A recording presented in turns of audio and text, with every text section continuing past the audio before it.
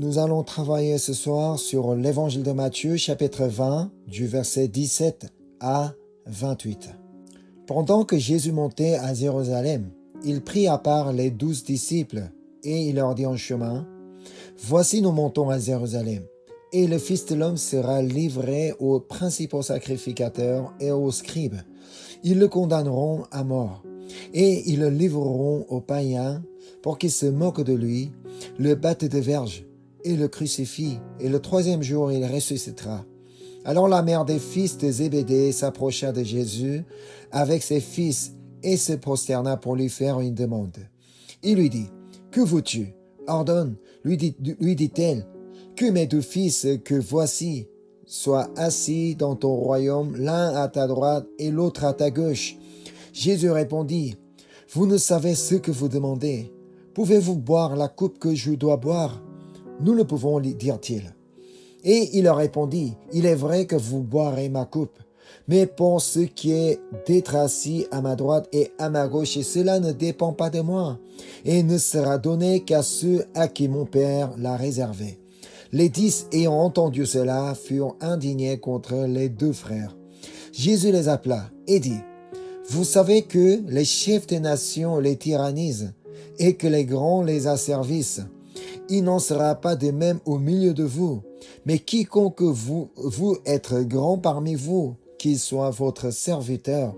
Et quiconque veut être le premier parmi vous, qu'il soit votre esclave. C'est ainsi que le Fils de l'homme est venu, non pour être servi, mais pour servir et donner sa vie comme la rançon de plusieurs. » Amen. Aujourd'hui, la question cruciale que nous devons nous poser est la suivante. Où se trouve mon intérêt ? Voici la question. Où se trouve mon intérêt ? Et une autre question, encore plus importante. Où se trouve l'intérêt de Dieu ? La réponse à cette deuxième question se trouve à la première et à la dernière partie du passage d'aujourd'hui. Relisons le verset 17.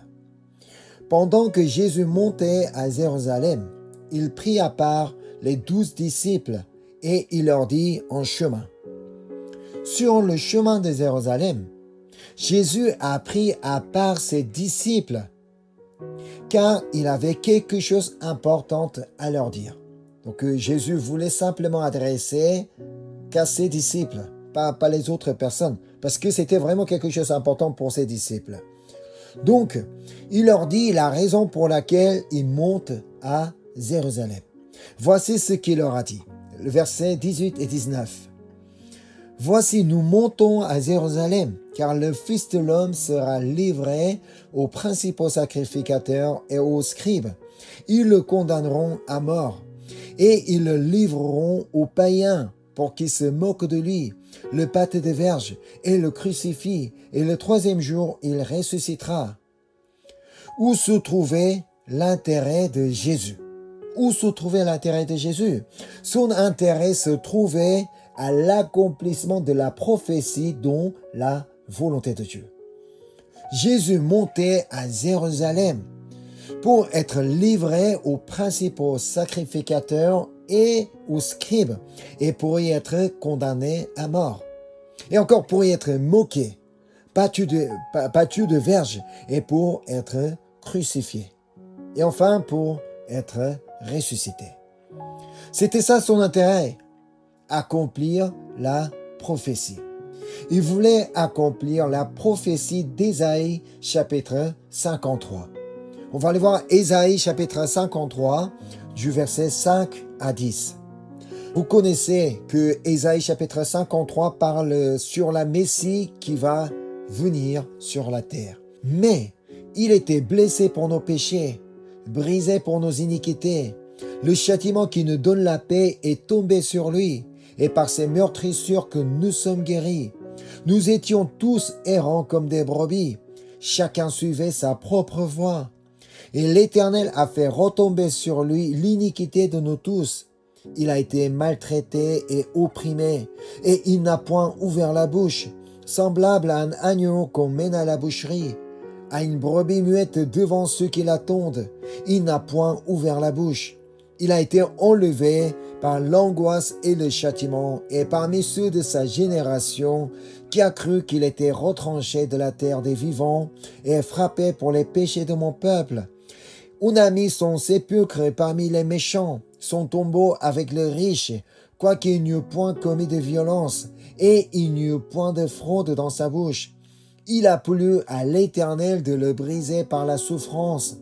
Après avoir livré sa vie en sacrifice pour le péché, il verra une postérité et prolongera ses jours, et l'œuvre de l'Éternel prospérera entre ses mains. C'est la raison pour laquelle Jésus montait à Jérusalem.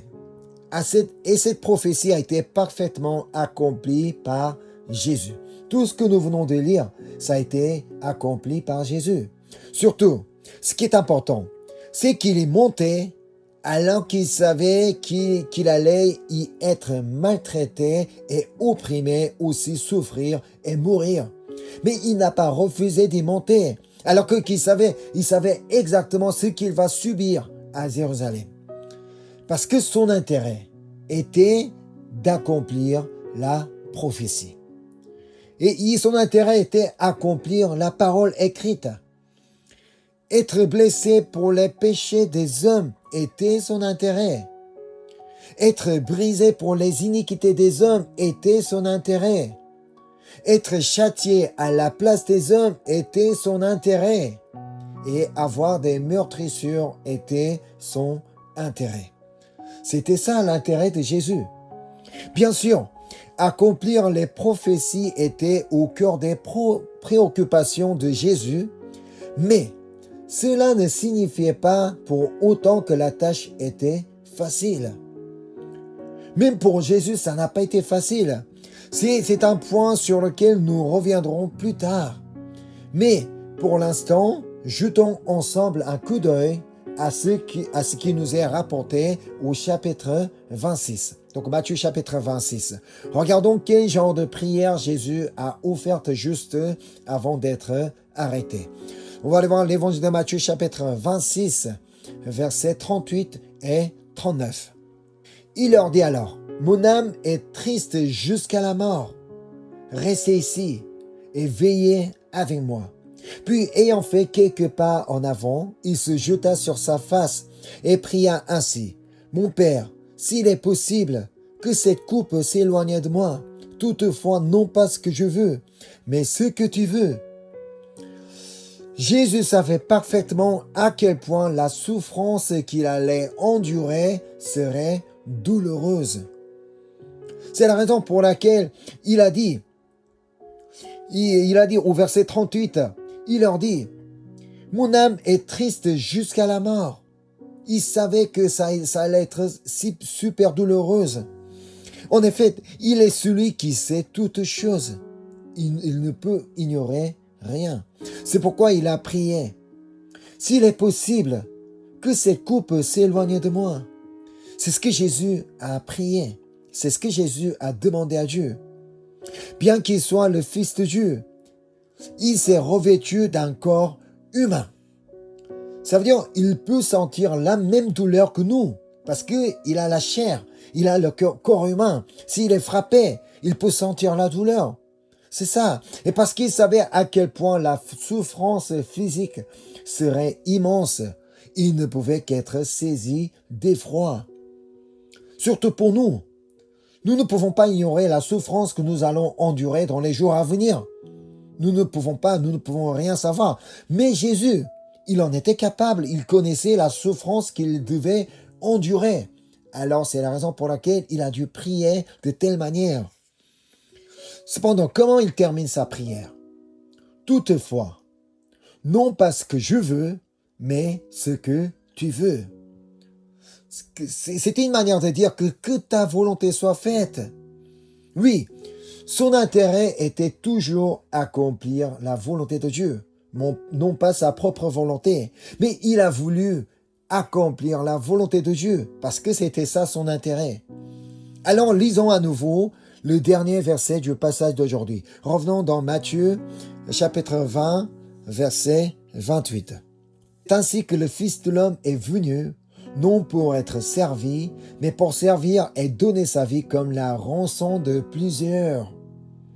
Jésus est venu pour servir et donner sa vie comme rançon pour plusieurs, car telle est la volonté de Dieu.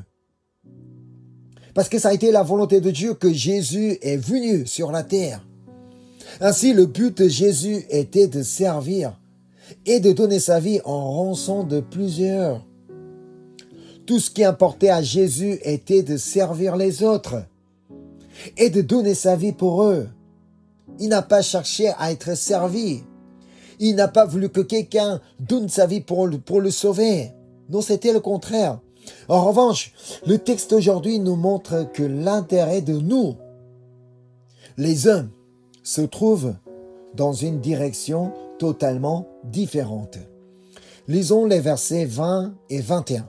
Alors la mère des fils de Zébédée s'approcha de Jésus avec ses fils et se prosterna pour lui faire une demande.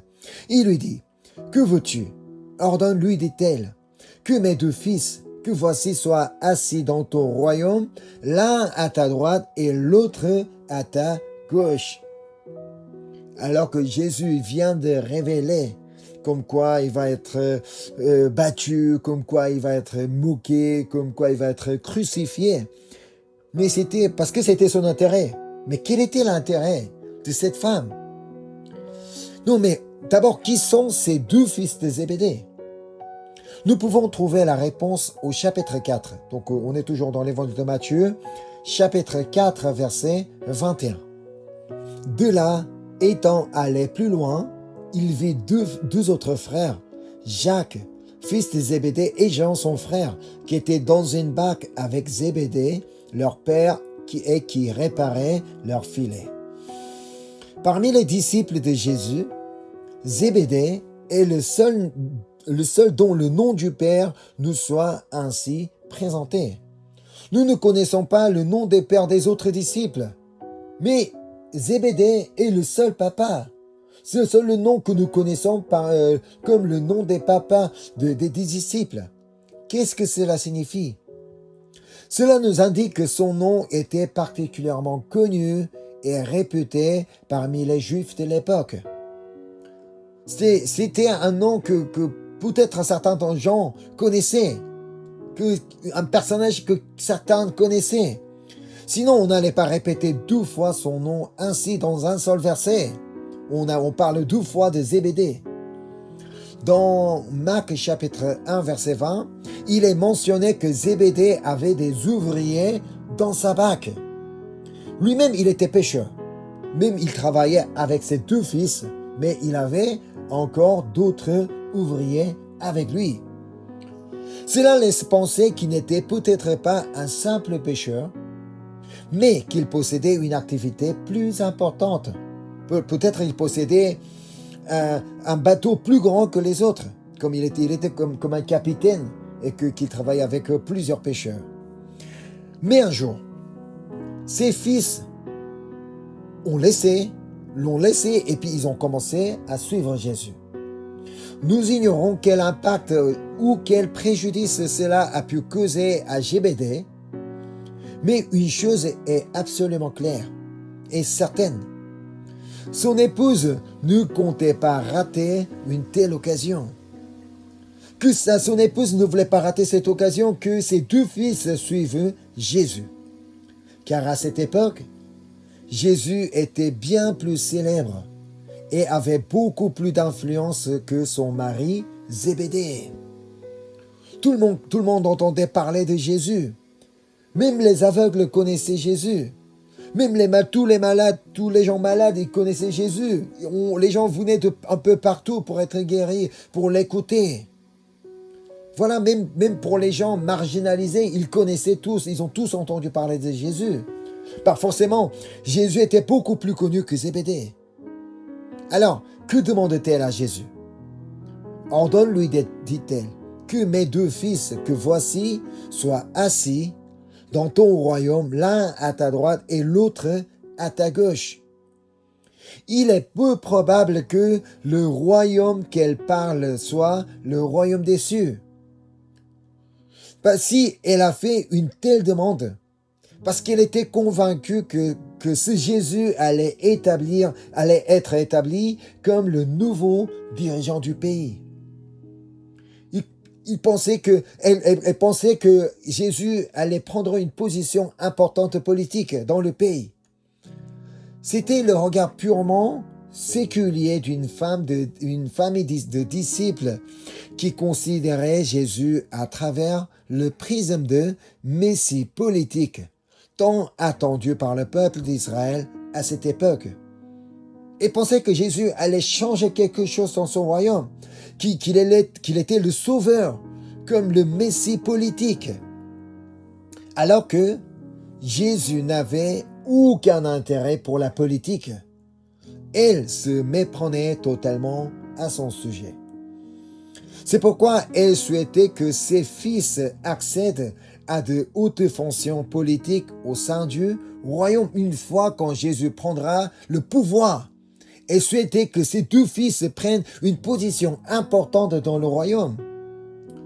Cela signifie que Jacques et Jean n'avaient absolument rien compris aux paroles de Jésus. Juste à l'instant. Qu'est-ce que Jésus leur a dit? Jésus n'a parlé qu'aux disciples. Alors donc forcément, Jean et Jacques étaient présents au moment où Jésus parlait de sa souffrance, de sa passion, tout ce qu'il va subir à Jérusalem. Mais ils n'avaient pas compris. Il se peut qu'il s'agisse simplement d'une ambition maternelle, sans que ses fils en aient exprimé le souhait. Cependant, lorsque nous regardons le texte aujourd'hui, nous constatons que ces fils n'ont rien fait pour empêcher leur mère d'agir ainsi. Donc, ils pouvaient très bien dire que non, maman, mais qu'est-ce que tu racontes? Mais c'est pas le moment de parler de ça, mais on veut pas prendre des places comme ça. Non, mais qu'est-ce que tu racontes? Mais maman, arrête. Et ils pouvaient dire ça, mais ils n'ont rien dit. Cela signifie que tout au fond d'eux-mêmes habitait également ce désir ardent de réussite et de célébrité. Alors, que répond Jésus? Au verset 22. Jésus répondit: vous ne savez ce que vous demandez. Pouvez-vous boire la coupe que je dois boire? Nous le pouvons, dirent-ils. Ce que Jésus dit: si vous désirez de vous asseoir à ma droite et à ma gauche, il faudra que vous buviez la coupe que je dois boire. Alors vous êtes prêts? Quelle était donc la coupe que Jésus devait boire? Et c'est à travers la dernière prière de Jésus que Jésus a offerte avant d'être arrêté que nous pouvons en comprendre le véritable sens. La coupe qu'il devait boire était la moquerie, les coups de verge et la crucifixion qu'il devait subir. Mais comme les disciples ne comprenaient pas son véritable sens, qu'ils ont pu répondre: oui, tout à fait, nous le pouvons, donc nous pouvons prendre la coupe que tu prends, donc nous pouvons la boire facilement. Alors Jésus reprend la parole. Verset 23. Et il leur répondit: il est vrai que vous boirez ma coupe, mais pour ce qui est d'être assis à ma droite et à ma gauche, cela ne dépend pas de moi, et ne sera donné qu'à ceux à qui mon Père l'a réservé. Jésus leur a dit: il est vrai que vous boirez ma coupe, car eux aussi ils vont devoir subir plus tard, eux aussi comme Jésus, des moqueries et des persécutions. C'est vrai, parce que en tant que des apôtres, ils ont tous été persécutés, ils ont subi des difficultés. C'est pour ça que Jésus a dit: il est vrai que vous boirez ma coupe. Pourtant, pour ce qui est d'être assis à sa droite et à sa gauche, ne dépendait pas de lui. Ça ne dépendait pas de Jésus, c'est ce que Jésus a dit. C'est la volonté de Dieu. En d'autres termes, si j'ai à la droite ou à la gauche de Jésus n'était pas ce qui importe pour nous. Donc nous ne devrions pas avoir de telles idées dans notre tête. Est-ce que je ne pourrais pas prendre une place importante dans le royaume? Non, Nous ne menons pas notre vie de foi dans le seul but d'obtenir ces places d'honneur. Ce qui compte réellement pour nous, c'est d'accomplir la volonté de Dieu dans notre vie. Avant que nous devenions quelqu'un riche, fort, célèbre, puissant, est-ce qu'on cherche vraiment à accomplir la volonté de Dieu? C'est ce qui compte le plus. Ça doit être notre intérêt. Mais souvent, notre intérêt est complètement ailleurs. Malheureusement, les disciples de Jésus ne comprenaient pas encore le propos de Jésus. C'est pourquoi ils se sont indignés contre les deux frères. Le verset 24. Les 10, ayant entendu cela, furent indignés contre les deux frères. Ça veut dire, mais comment ça, vous allez prendre la place à droite, à gauche de Jésus? Non, mais nous, on est là aussi. Parce qu'ils ont tous mal compris. Alors, pour ces disciples qui n'ont toujours pas compris ce qui est important dans leur vie, Jésus reprend la parole. Du verset 25 à 27. Jésus les appela et dit, « Vous savez que les chefs des nations les tyrannisent et que les grands les asservissent. Il n'en sera pas de même au milieu de vous. Mais quiconque veut être grand parmi vous, qu'il soit votre serviteur. Et quiconque veut être le premier parmi vous, qu'il soit votre esclave. » Jésus leur demande de ne pas suivre les valeurs de ce monde. Être plus grand, être plus fort, ce sont les valeurs du monde. Ne suivez pas ces valeurs du monde. Si la valeur du monde consiste à s'élever à l'image de l'épouse de Zébédée, la valeur du Seigneur, elle, consiste à s'abaisser. Jésus le dit, « Quiconque veut être grand parmi vous, qu'il soit votre serviteur.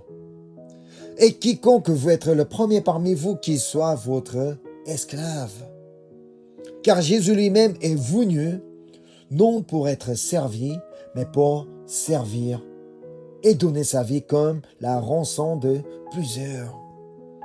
Jésus lui-même est venu s'abaisser. Jésus lui-même est venu donner sa vie pour quelqu'un d'autre, pour les autres. C'est pourquoi nous devons aujourd'hui réfléchir à ce qui captive réellement notre intérêt. En tant que chrétien, où se porte mon intérêt? Où se trouve mon intérêt? Est-ce dans la réussite de ce monde? Ou bien dans le fait de ressembler à Jésus?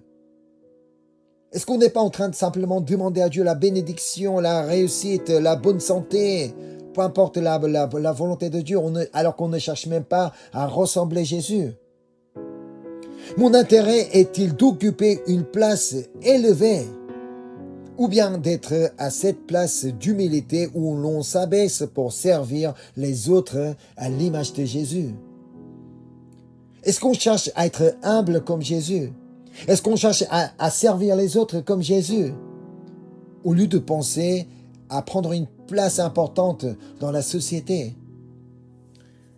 Écoutons l'enseignement que donne 1 Pierre chapitre 5 versets 5 et 6. De même, vous qui êtes jeunes, soyez soumis aux anciens, et tous, dans vos rapports mutuels, revêtez-vous d'humilité, car Dieu résiste aux orgueilleux, mais il fait grâce aux humbles. Humiliez-vous donc sous la puissante main de Dieu, afin qu'il vous élève au temps convenable. Amen. Humiliez-vous donc sous la puissante main de Dieu. C'est ce qui est important pour nous. Si nous croyons que Dieu est tout-puissant, nous allons pouvoir nous humilier. Parce que nous croyons qu'il nous élèvera au temps convenable. Ça veut dire, nous devons patienter en attendant le temps de Dieu, le temps fixé de Dieu. Pour attendre ce temps convenable, nous devons nous souvenir le verset 19 du passage d'aujourd'hui. Revenons dans Matthieu chapitre 20, verset 19. Et ils le livreront aux païens pour qu'ils se moquent de lui, le battent de verges et le crucifient. Et le troisième jour, il ressuscitera. Si nous croyons vraiment que Jésus est ressuscité le troisième jour, nous allons pouvoir attendre. Si les disciples de Jésus croyaient vraiment que ce que Jésus a dit allait se réaliser, que si Jésus allait ressusciter le troisième jour, ils pouvaient attendre ce jour-là, impatiemment. Waouh! Même s'il est mort aujourd'hui, le troisième jour, il va être ressuscité. Et Jésus est venu sur cette terre et s'est abaissé jusqu'au lieu plus bas, alors qu'il est fils de Dieu. Il s'est humilié, il s'est abaissé sur la croix, dépouillé de ses vêtements. Sur la croix, il n'avait rien du tout sur lui, il était complètement nu. Il a subi la honte et est mort dans une agonie profonde. Et cela pour chacun d'entre nous. Il a été humilié pour nous, afin de pardonner nos péchés, afin de nous justifier, afin de nous purifier et de nous sauver. Il est mort dans l'état de plus grande humiliation. Il est fils de Dieu. Il est Dieu lui-même. Il n'avait pas besoin d'être humilié autant que ça pour un être humain, pour les êtres humains. Jésus lui-même s'est humilié sous la main puissante de Dieu et lorsque le temps est venu, Dieu l'a élevé. Le troisième jour, Dieu l'a ressuscité.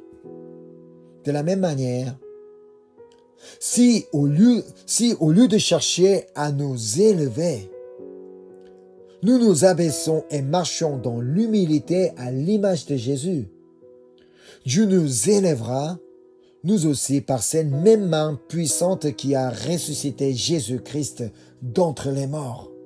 C'est ce que nous devons croire dans notre vie. Mais si nous abaissons aujourd'hui, un jour, au temps fixé, Dieu nous élèvera avec sa main puissante. C'est pourquoi Proverbe chapitre 22, verset 4 dit ainsi. Le fruit de l'humilité, de la crainte de l'Éternel, c'est la richesse, la gloire et la vie. Amen. Ça veut dire, sans que nous soyons humbles, sans la crainte de l'Éternel, nous ne connaîtrons ni la richesse, ni la gloire, ni la vie. Alors, il nous est vraiment crucial que nous soyons humbles et que nous craignions l'Éternel. Par conséquent, notre unique préoccupation doit être de savoir comment devenir de humbles serviteurs à l'image de Jésus. Est-ce qu'on s'est déjà posé cette question à nous-mêmes? Comment je pourrais devenir un humble serviteur à l'image de Jésus? Comment je pourrais ressembler à Jésus? Et c'est vraiment notre intérêt. Est-ce que ça a été mon intérêt?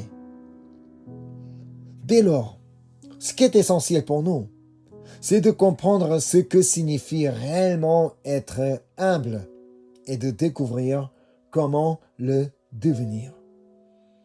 Même si le Seigneur nous invite à nous humilier, comme dit dans la première épître de Pierre, si nous ne savons pas comment nous humilier, nous n'y arriverons pas. L'humilité, c'est pas une façon de dire que moi, non, je suis pas que, non, je ne peux, c'est pas à moi de faire ça. Non, mais simplement faites ça à vous-même. Non. Pour comprendre ce qu'est l'humilité, nous devons la regarder sous deux angles différents. Le premier est l'humilité devant Dieu et le second est l'humilité devant les hommes. Voilà, le premier est l'humilité devant Dieu et le second, l'humilité devant les hommes. Tout d'abord, l'humilité devant Dieu, c'est de reconnaître que nous ne pouvons rien faire sans le Seigneur Jésus. Car il nous l'a dit dans l'Évangile de Jean, chapitre 15, verset 5. Je suis le cep, vous êtes les sarments. Celui qui demeure en moi et en qui je demeure porte beaucoup de fruits, car sans moi, vous ne pouvez rien faire. Qu'est-ce que Jésus dit? Car sans moi, vous ne pouvez rien faire. Autrement, l'humilité, c'est de reconnaître que Jésus est le cep et que nous sommes les sarments. Une branche coupée du cep de vigne ne peut que se dessécher et mourir. De la même manière, l'humilité consiste à reconnaître que, séparés du Seigneur, nous ne pouvons que mourir et à choisir de rester éternellement attachés à lui, en dépendant de lui et en marchant à ses côtés. C'est ça.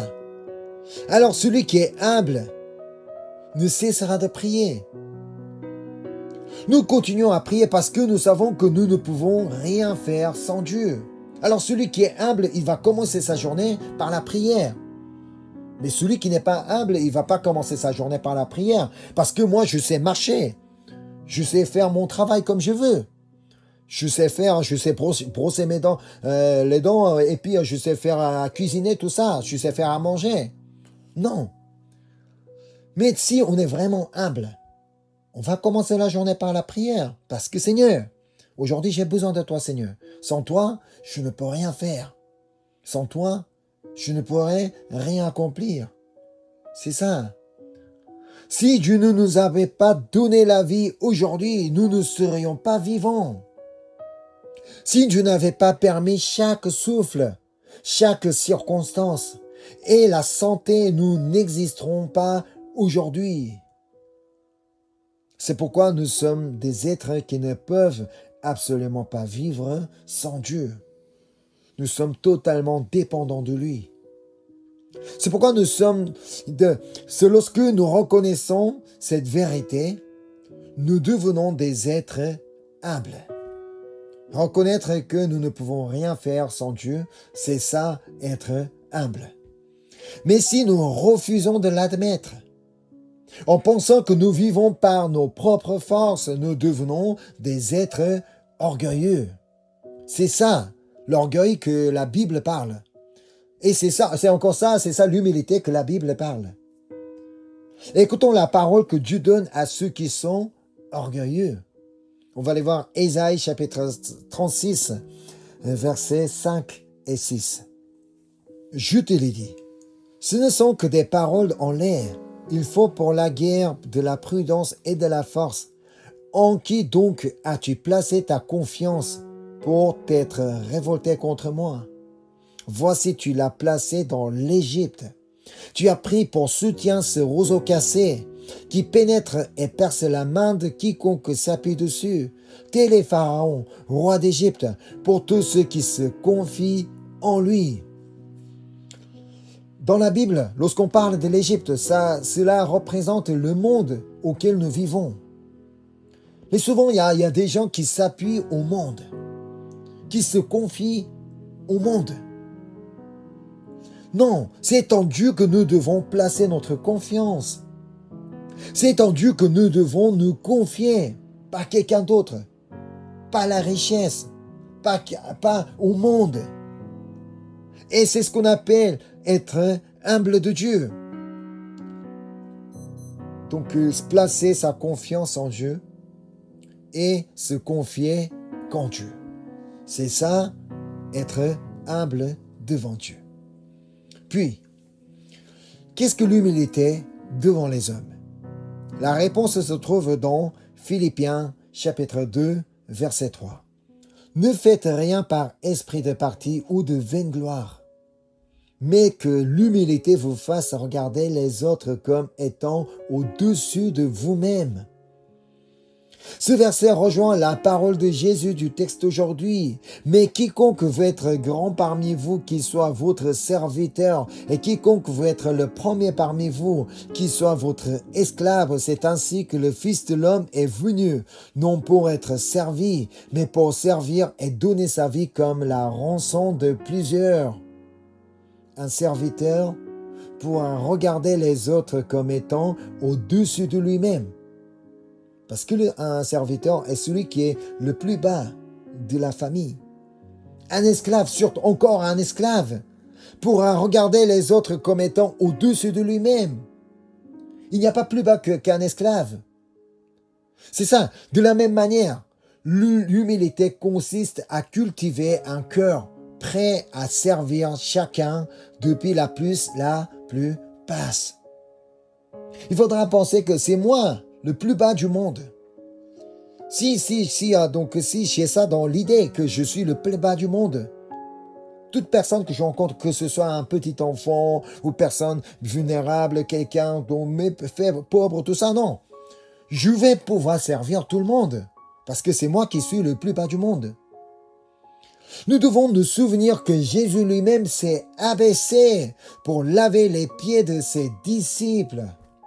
Jésus, le Fils de Dieu, Dieu lui-même s'est abaissé devant l'être humain, devant sa créature, pour laver ses pieds. Alors que Dieu s'est abaissé de telle manière, pourquoi nous allons refuser de nous abaisser? Je voudrais conclure avec la question que j'ai posée au début. Où se trouve mon intérêt aujourd'hui? Qu'est-ce que vous allez pouvoir répondre à cette question? Où se trouve mon intérêt aujourd'hui? Est-ce que je cherche à ressembler à Jésus? Est-ce que je cherche à être humble devant Dieu et devant les autres? Ou bien, on cherche plutôt à être élevé au monde, à devenir riche, à quelqu'un fort, et on veut être vraiment reconnu de tout le monde. Où trouve mon intérêt aujourd'hui en tant que chrétien, en tant qu'un peuple de Dieu, en tant qu'un disciple de Jésus? Où se trouve mon intérêt aujourd'hui? Je prie que notre unique préoccupation soit de ressembler à Jésus, lui qui s'est abaissé pour sauver les âmes. Pour sauver les âmes, il s'est humilié, il s'est abaissé, il a donné sa vie. Alors si nous souhaitons à ressembler à Jésus, nous devrions aussi savoir nous abaisser et que nous devrions aussi faire l'effort pour sauver les âmes. Il ne suffit pas de remercier Dieu, merci Seigneur de m'avoir sauvé. Bon, c'est fini, non. Si nous reconnaissons la grâce du salut, nous devrions aussi aller vers les autres. En les servant, lorsque nous abaissons, nous allons pouvoir servir tout le monde. Nous, pourquoi nous les servons? Pour que ces âmes puissent être sauvées. Quand nous humilions devant Dieu et devant les hommes, nous puissions vivre cette grâce d'être élevés par Dieu en son temps. Nous ne savons pas quand est-ce que Dieu va nous élever. Mais ça ne nous regarde pas. Dieu a un temps fixé. Mais de notre côté, tout ce qu'on a à intéresser, c'est de ressembler à Jésus. C'est d'être humble. Bon, en attendant le temps de Dieu. Alors je voudrais vraiment que nous soyons tous humbles devant Dieu et devant les hommes jusqu'au dernier moment de notre vie. Amen. Je vais prier. Seigneur, merci pour ta grâce. Merci pour ta bonté. Merci pour ta fidélité. Tout ce que tu as fait dans notre vie est bon. Mais parfois, c'est vrai, nous avons oublié combien tu étais bon, combien tu as été magnifique dans notre vie. Mais à partir d'aujourd'hui, nous ne souhaitons pas notre intérêt ne soit pas au monde. Et que notre intérêt soit de ressembler à toi, Seigneur. Et que nous puissions être humbles comme toi, Seigneur Jésus. Et nous-mêmes, nous ne pouvons pas nous abaisser. Alors, Saint-Esprit qui est en nous, aide-nous à chaque moment, afin que nous puissions nous abaisser, afin que nous puissions nous placer au plus bas du monde, afin que nous puissions aller servir toute personne que nous rencontrons dans notre vie. Autant que cela peut être utile pour sauver les âmes, nous voulons continuellement nous abaisser. Nous voulons continuellement être humbles pour te ressembler, Seigneur Jésus, et que nous ne voulons jamais être comme l'épouse de Zébédée qui cherchait donc la dignité du monde, la célébrité du monde, la puissance du monde. Non. Donc nous voulons simplement te ressembler, Seigneur. Merci pour le message que tu as donné aujourd'hui. Merci de ta puissance. Merci pour ton amour. Je te prie au nom du Seigneur Jésus-Christ. Amen.